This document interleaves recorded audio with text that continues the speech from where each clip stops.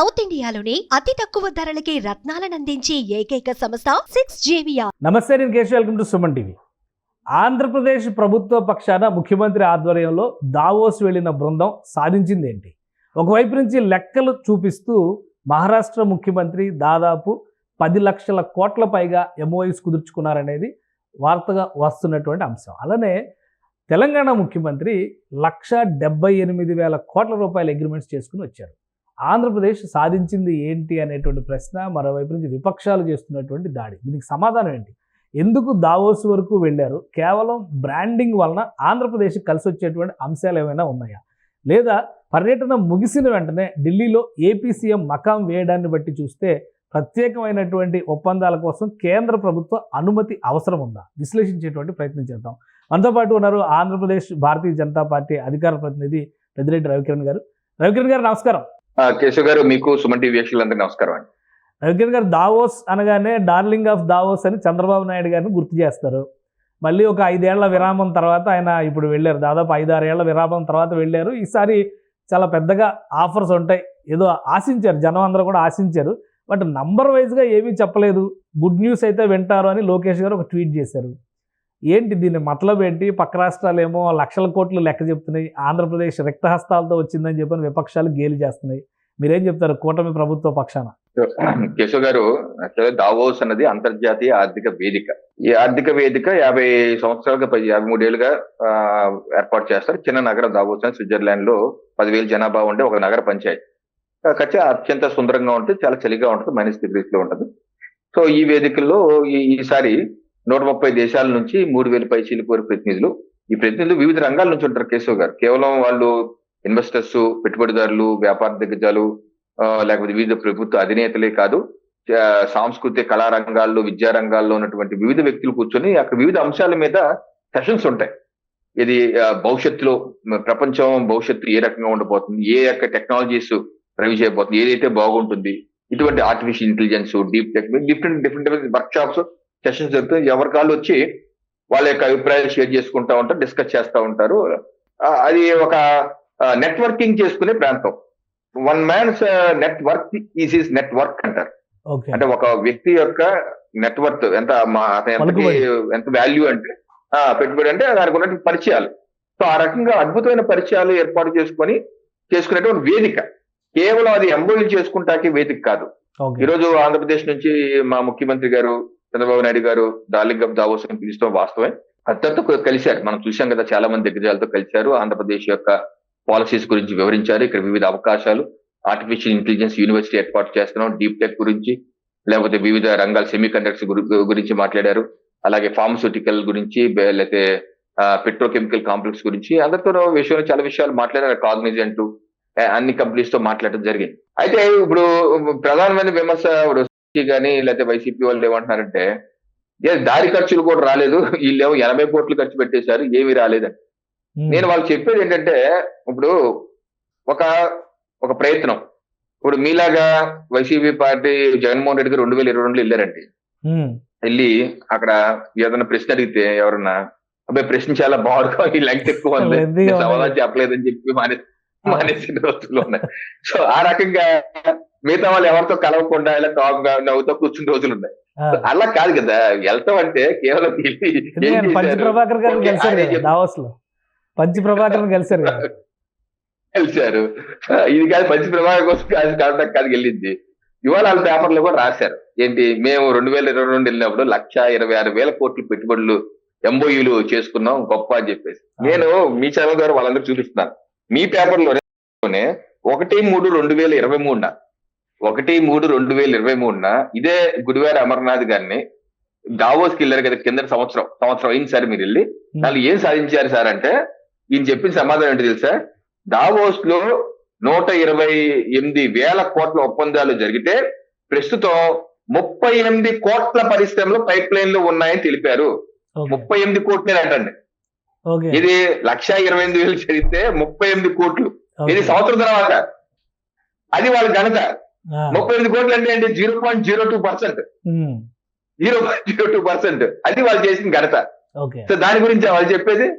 So ఇలాగా అనవసరమైనటువంటి కాదు. ఇప్పుడు ఈ 80 కోట్లు అయిపోయింది, ఖర్చు చేశారంటారు. 80 కోట్లు ఎక్కడైంది సార్? కొన్ని జాతీయ మీడియాలకి, 3-4 మీడియాలకి 2 కోట్లు 2.5 కోట్లు ప్రమోషన్ కోసం ఇచ్చి మాట వాస్తవం, జీవోలు ఇచ్చారు. ఆ తర్వాత వీళ్ళ ఖర్చుల కోసం వీళ్ళుంటే 1 కోట్లు 2 కోట్లు, ఒక 5 కోట్లు అయి ఉండొచ్చేమో ఒకవేళ. అయితే నేను వాళ్ళని అడుగుతుంది ఏంటంటే, మీరు టైమ్స్ నౌ పత్రికకి 28/10/2020 జీవో నెంబర్ 1692 ఇచ్చి 8,15,00,000 ఒక్క దెబ్బలో ఇచ్చేశారు. 8 కోట్లు చూడండి, ఇక్కడ 8,15,00,000 ఒక్క దెబ్బలో ఇచ్చారు. ఎందుకు ఇచ్చారో తెలియదు ఎవరికి.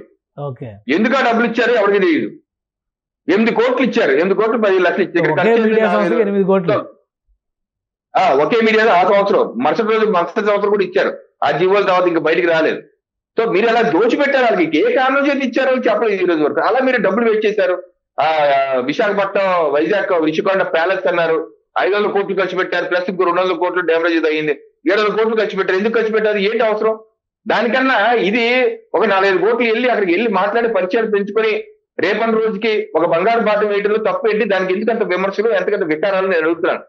300 కోట్లు సాక్షి పేపర్ దోచిపెట్టారు కదా, అది బాగుందా? మరి రంగులేటాకి 300 కోట్లు 5 కోట్లు ఖర్చు పెట్టారు. రంగులేసి మార్చాకి 1,500 కోట్లు అంటారు కొంతమంది. కొన్ని ఏదో మొన్న అదే అసెంబ్లీలో తప్పు చేసి చెప్పారు, ఏదో జరుగుతుంది. అంటే ఒకటి పక్కనే ఉన్న తెలంగాణ రాష్ట్రం 1,78,000 కోట్లు లెక్క చెప్తుంది. ఇటు పక్కన ఉన్నటువంటి మహారాష్ట్ర కూడా 10 లక్షల కోట్లు ఏకంగా లెక్క చెప్తుంది. అంటే ఏదో ఒక ఒప్పందం అయితే జరుగుండా లేదా? కనీసం మినిమం ఒప్పందాలు కూడా చేసుకోకుండా రావడం వెనక ఏదైనా వ్యూహం ఉందా? ఎందుకంటే అందరికీ తెలిసి ఇప్పుడు అక్కడికి వెళ్ళి ఎంఓయూలు చేసుకోగానే ఎదురు కూర్చుని షాప్లో కొనుక్కున్నట్టుగా వెంటనే పర్చేసింగ్ అనే ఆర్డర్ ఇచ్చేసి వాళ్ళు తీసేసుకునే పరిస్థితి ఉండదు. ముందు గ్రౌండ్ వర్క్ చేసి ఇక్కడ ఉండే ఫెసిలిటీస్ కానీ, గవర్నమెంట్ సిస్టమ్ సపోర్ట్ కానీ ఇవన్నీ అధ్యయనాలు జరిగిన తర్వాతే బహుశా అక్కడ అగ్రిమెంట్లు జరిగేటువంటి అవకాశం ఉంటుంది. సో కనీసం ఆ ప్రయత్నం కూడా జరగలేదా? ఇంకోటి ఏంటంటే, ఆంధ్రప్రదేశ్ నుంచి వెళ్లే ముందర ప్రధానమంత్రి గారు చేసినటువంటి ప్రారంభోత్సవాలు శంకుస్థాపనలో విలువే 4.5 లక్షల కోట్లు ఉంటుందని ముఖ్యమంత్రి గారు చెప్పారు. కాబట్టి ఆంధ్రప్రదేశ్కి ఈసారి అంతర్జాతీయ యవనిక పైన ఒక గౌరవప్రదమైనటువంటి ఎంఓయూస్ ఉంటాయి అనేటువంటి ఎక్స్పెక్టేషన్ భంగపడినట్టుగా అనిపిస్తుంది. అలా ఏం అనుకోవడానికి అవకాశం లేదా? సార్, మీ ఛానల్ ద్వారా బెస్ట్ రోజు చెప్పేది ఏంటంటే, ఒకటి, మా ప్రభుత్వం వచ్చి 7 మాసాలైంది. 7 మాసాల్లో మాకు వచ్చినటువంటి ప్రభుత్వం నుంచి పెట్టుబడులు కాకుండా ప్రైవేట్ రంగం నుంచి వచ్చినటువంటి ఎంఓయూలు కొన్ని స్టార్ట్ అయినాయి. మీ ద్వారా వీక్షకులకు చెప్తాను. ఒకటి, అర్సినల్ మెటల్ 1,60,000 కోట్లు, రిలయన్స్ 65,000 కోట్లు. వీళ్ళు ఏం చేస్తారంటే 500 కంప్రెస్డ్ బయోగ్యాస్ యూనిట్లు పెడుతున్నారు. టాటా 40,000 కోట్లు, solar and wind renewable sources పెట్టుబడి పెడుతున్నారు. లైఫస్ ఫార్మా కాకినాడలోనే 2,500 కోట్లతో పెడుతున్నారు. భారత్ ఫోర్జ్ వెపన్స్ 2,500 కోట్లు. కాకినాడలో గ్రీన్ అమోనియా, మా ఇంటి పక్కన ఎన్ఎఫ్సీలు ఉంటుందండి, దాన్ని టేక్ ఓవర్ చేశారు. గ్రీన్ అమోనియా ప్లాంట్ గా వాళ్ళు కన్వర్ట్ చేస్తున్నారు. 12,000 కోట్లు పెట్టుబడులు ఎంఓయూ అయింది. ఓర్వకల్లో సెమీ కండక్టర్ యూనిట్లు పెడుతున్నారు. 13,000 కోట్లతో ఎంఓయూ చేసుకున్నారు. ఎల్జీ ఎలక్ట్రానిక్స్ 5,000 కోట్లు, ఫిలిప్స్ 4,000 కోట్లు. ఓర్వకల్లోనే మళ్ళీ ఎలక్ట్రానిక్ వెహికల్స్ దానికి పార్ట్స్ తయారు చేస్తారు. 2,000 కోట్లు. దాని పెట్టుబడులు 13,000 కోట్ల వరకు వస్తున్నాయి. ఇదన్నీ కలిపితే కేశవ్ గారు 3,17,000 కోట్లు అవుతుంది. ఇది కాక ఐటీలో గూగుల్ తో ఎంఓయూ అయింది. టీసీఎస్ వైజాగ్ లో మిలియన్ టవర్స్ పెట్టబోతున్నారు. ఇన్ఫోసిస్ తో అయ్యింది ఎంఓయూ. కాగ్నిజెంట్ రేపు మాపో శుభవార్త చేయబోతుంది. సో ఇలాగా ఇది ప్రైవేట్ రంగం వైపు. ప్రభుత్వ రంగం వైపు కేంద్ర ప్రభుత్వం మీరు చూసుకుంటే, ఇటీవల గ్రీన్ హైడ్రోజన్ 1,80,000 కోట్లు, 2 లక్షల పైచీలకు నరేంద్ర మోడీ గారు శంకుస్థాపన చేశారు కదా, అది. అలాగే బీపీసీఎల్ 80,000 కోట్లది సంబంధించి ఆల్రెడీ స్టాక్ ఎక్స్చేంజ్ కూడా తెలియజేశారు మేము పెట్టబోతున్నాం అని చెప్పి. అలాగే నేషనల్ హైవేస్, రైల్వేస్ కలిపి 1,00,000 కోట్లు. అలాగే అమరావతికి 15,000 కోట్లు వరల్డ్ బ్యాంక్ నుంచి ఇప్పిస్తున్నారు. అలాగే పోలవరంకి 12,000 కోట్లు ఆల్రెడీ అకౌంట్లు ఇస్తారు, డబ్బులు ఇస్తారు. నిన్న కాక మొన్న అంతర్వేదిలో, మా కాకినాడ పక్క జిల్లా కోనసీమ జిల్లా అంతర్వేదిలో డ్రెడ్జింగ్ హార్బర్ ప్లస్ నైపుణ్య శిక్షణ డ్రెడ్జింగ్ సంబంధించి 2,000 కోట్లు కేంద్ర ప్రభుత్వం పెడుతున్నారు. సో ఇలాగ కేంద్ర, అలాగే బల్క్ పార్క్ కాకినాడ పక్కన అనకాపల్లి బల్క్ పార్క్ 2,000 కోట్లు 3,000 కోట్లు ఉన్నది, అది పెడుతున్నారు. ఇవన్నీ కలుపుకుంటే మరో 4,000 కోట్లు. వెరసి 7 లక్షల కోట్లు. అది 3 లక్షల కోట్లు, ఇది 4 లక్షల కోట్లు. మొత్తం కలిపి 7 లక్షల కోట్లు పెట్టుబడులు 7 మాసాల్లో మా ప్రభుత్వం ఎంఓయూలు చేసుకుంటాం కానీ కార్యక్షేత్రంలో అడుగుపెట్టడం కానీ జరిగింది. ఇది గంట కదా అండి. ఇది మంచిగా అయితే ఆరాత్తం చేసుకుని కదా చేసుకుని ఉండొచ్చు కాదు, సంతోషం. భారతదేశానికి వచ్చింది ఆ పెట్టుబడులు రావాలి. అయితే దీనిలో ఏంటంటే ఎంఓయూలు కొన్ని ఎలా ఉంటుందంటే దావోస్ కానీ, ఇప్పుడు జగన్మోహన్ రెడ్డి గారు 2023లో వైజాగ్ లో గ్లోబల్ ఇన్వెస్ట్మెంట్ సమిట్ అని పెట్టారు. అవును 13 లక్షల కోట్లు పెట్టుబడి వచ్చేసి అన్నారు. ఏమైంది సార్ దాని 13 లక్షల కోట్లు? దానిలో ఏ రకంగా కోట్లు వేసుకొని లంచ్ బ్రేక్ కోసం ఫైటింగ్ చేస్తున్న బ్యాచ్ మనం చూసాం. ఐపాక్ బ్యాచ్ ఏ రకంగా పేర్లు పెట్టుకుని కొట్టుకుంటున్నారు. రాసుకుంటేది వాళ్ళందరూ పెట్టుబడిదారులు అంటే ఎలా కుదిరిస్తే? సో దీనిలో వాళ్ళు చేసి అన్ని మామే రుద్దే ప్రయత్నం చేస్తున్నారు, అసత్య ప్రచారం చేస్తున్నారు. ఓకే, దావోస్కి వెళ్ళాం, కొన్ని ఎంఓయూ జరగకపోయి ఉండొచ్చు. భవిష్యత్తులో ఒక ప్లాట్ఫామ్ సెట్ చేశారు. భవిష్యత్తులో దాని యొక్క ఫలాలు చూడబోతున్నాం. ఇప్పుడే కనపడపోయినా భవిష్యత్తులో వచ్చే 6 మాసాల సంవత్సరంలో దాని యొక్క ఫలాలు అయితే మనం చూడబోతున్నామండి. దీనికి ఎగతాళి చేసే వాళ్ళు చేస్తారు, కానీ మేమైతే ఒక పాజిటివ్ నోట్, అబద్ధాలు అసత్యాలు ప్రచారం అయితే మేము చేయట్లేదు, ఒక పాజిటివ్ నోట్ ముందుకెళ్తున్నాం కేసు గారు. కానీ ఇంకొక డౌట్, ఎందుకంటే చంద్రబాబు నాయుడు గారు అటెండ్ చేసినటువంటి సెమినార్స్ కానీ, లోకేష్ గారు ప్రస్తావించినవి కానీ, డీప్ టెక్ గురించి, గ్రీన్ ఎనర్జీస్ గురించి, అలానే ఫ్యూచర్ టెక్నాలజీస్, ఏఐ గురించి, వర్క్ ఫ్రమ్ హోమ్, ఎక్కువగా మహిళలకి వర్క్ ఎలా అలాట్ చేయించాలి అనేటువంటి దానిపైన ఇటువంటి కొత్త టాపిక్స్ మాట్లాడారు. ఈ సెక్టార్స్లో అగ్రిమెంట్స్ చేసుకోవాలంటే కేంద్ర ప్రభుత్వం నుంచి ఏమైనా అనుమతులు తీసుకోవాల్సిన పరిస్థితి ఉంటుందా? ఎందుకు చంద్రబాబు నాయుడు గారు దావోస్ నుంచి నేరుగా ఢిల్లీ వెళ్ళారు? 1వ తారీఖున బడ్జెట్ ఉంది, బడ్జెట్ సెషన్లో మన రిక్వైర్మెంట్స్ చెప్పడం అనేది ఒక కామన్ పాయింట్. ఎందుకంటే ఆయన దావోస్ వెళ్లే ముందర కూడా ఢిల్లీలో అక్కడ అందరినీ కలిసి వెళ్ళారు. మళ్ళీ దావోస్ నుంచి వచ్చినాక ఢిల్లీ వెళ్తాం వెనక ఏదైనా ఇంట్రెస్టింగ్ ఎలిమెంట్ ఉందనేటువంటి ఒక సందేహం ఉంది. మీరేం చెప్తారు? నాకు తెలిసి అటువంటి అనుమతులు కేంద్ర ప్రభుత్వం నుంచి అవసరం లేదు. మీరు చెప్పిన టెక్నాలజీస్ లో ఇన్వెస్ట్మెంట్ చేయాలి అంటే కేంద్ర ప్రభుత్వం కూడా ఆల్రెడీ దానికి పాలసీలు ఫ్రేమ్ వర్క్ ఉంది కదా. ఈ ఆర్టిఫిషియల్ ఇంటెలిజెన్స్ మీద గత బడ్జెట్ లోనే డబ్బులు కూడా కేటాయించారు. సో ఆ ఫ్రేమ్ వర్క్ లో కేంద్ర ప్రభుత్వం ఆల్రెడీ ఉంది. ఆ ఫ్రేమ్ వర్క్ ఆల్రెడీ పెట్టుకున్నారు. దానికి ప్రత్యేకమైన అనుమతులు అక్కర్లేదు. బహుశా కలవటం కేవలం బడ్జెట్ సంబంధించిన విషయాలు అయ్యి ఉండొచ్చు అని చెప్పి నేను అనుకుంటున్నాను. సో ఇంతకు మించి ఇంకా వేరే అనుమతులకైతే ప్రత్యేకంగా అక్కర్లేదని చెప్పి నా యొక్క అభిప్రాయం కేశవ్ గారు. సో త్వరలో గుడ్ న్యూస్ వినొచ్చు అయితే ఆంధ్రప్రదేశ్కి సంబంధించి ఇలాంటి ఒప్పందాలు కానీ లేదా ఇంకేమన్నా బల్క్ విజిట్స్, ముఖ్యంగా ఇండస్ట్రియలిస్టుల పర్యటనలకు కూడా ఆహ్వానించే అవకాశం ఉంది. రాష్ట్రాన్ని షోకేస్ చేసేందుకు నేరుగా గ్రౌండ్ రియాలిటీ తెలుస్తుంది రమ్మని ఆహ్వానించినట్టుగా కూడా చెప్తున్నారు. సో వాటి వలన ఏమన్నా ఎక్కువ ప్రయోజనాలు జరిగే అవకాశం ఉంటుందా? సార్, ఇప్పుడు మా ఎన్డీఏ ప్రభుత్వం రాష్ట్రంలో మా లక్ష్యం 30 లక్షల కోట్ల పెట్టుబడులు, 5 సంవత్సరాల్లో 20 లక్షల ఉద్యోగాలు, ప్రత్యక్ష పరోక్ష ఉద్యోగాలు. అది మా లక్ష్యం. మేము ఇచ్చిన హామీ. ఆ హామీలో మేము ముందుకు వెళ్తున్నాం. ఇందాక మీకు చెప్పాను, ఆల్రెడీ 7 మాసాల్లో 7 లక్షల కోట్ల వరకు ముందుకు గ్రౌండ్ అవుతున్నాయి. ఏదో గాల్లో ఉన్నాయి కాదు, గ్రౌండ్ అవుతున్నాయి. సో డెఫినెట్ గా ఈ 7 మాసాల్లో అద్భుతమైన ఫలితాలు సాధించాం.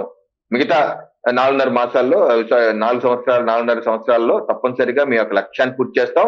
రాష్ట్ర ప్రజలకు ఇచ్చిన హామీని నిలబెట్టుకుంటాం కేశవ్ గారు. రైట్. థ్యాంక్ యూ రవికిరణ్ గారు విశ్లేషణ అందించినందుకు. ఇది దావోస్ టూర్లో జరిగినటువంటి విశ్లేషణలు కావచ్చు, అలానే ముఖ్యమైనటువంటి నేతలతో భేటీలు, వివిధ సంస్థలకు చెందినటువంటి ప్రముఖులు, సీఈఓలతో జరిపినటువంటి సంప్రదింపుల ఫలితంగా భవిష్యత్తులో ఆంధ్రప్రదేశ్కి ఒక రోడ్ మ్యాప్ సిద్ధమైందని రవికిరణ్ గారు చెప్తున్నారు. అలానే గత 7 నెలల్లో ఎన్డీఏ ప్రభుత్వం డబుల్ ఇంజిన్ సర్కార్ 7 లక్షల కోట్ల రూపాయలకు సంబంధించినటువంటి పరిశ్రమలు తీసుకొచ్చే ప్రయత్నంలో భాగంగా ఒప్పందాలు, కొన్ని శంకుస్థాపనలు, కొన్నిటికి సంబంధించినటువంటి గ్రౌండ్ వర్క్ కూడా ఇప్పటికే మొదలైందని ఆయన విశ్లేషిస్తున్నారు.